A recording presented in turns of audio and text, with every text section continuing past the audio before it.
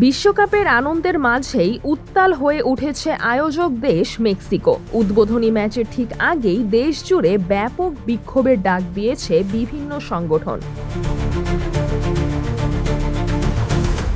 আগামীকাল মেক্সিকো সিটিতে পর্দা উঠছে 2026 বিশ্বকাপের। উদ্বোধনী ম্যাচে মুখোমুখি হবে সহ আয়োজক মেক্সিকো ও দক্ষিণ আফ্রিকা। কিন্তু এই উৎসবের দিনকেই বেছে নিয়েছেন বিক্ষোভকারীরা। শিক্ষক, কৃষক, পরিবহন শ্রমিক এবং নিখোঁজ স্বজনদের পরিবার সহ অন্তত 6টি সংগঠন রাজপথে নামার ঘোষণা দিয়েছে। নিখোঁজ স্বজনদের পরিবারগুলো স্টেডিয়ামের কাছে মানববন্ধন গড়বে।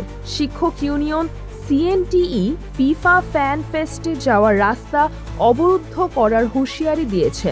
ইউনিয়ন নেতা স্পষ্ট বলেছেন, দাবি না মানলে 11 জুন কোনো বল মাঠে গড়াবে না।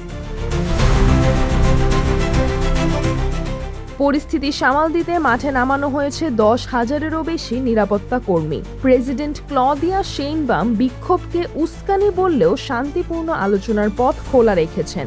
বিশ্বকাপের জমকালো মঞ্চের পেছনে এভাবেই জ্বলছে মেক্সিকোর ক্ষোভের আগুন। বিশ্বের নজর এখন শুধু মাঠের খেলায় নয়, রাজপথের লড়াইয়েও।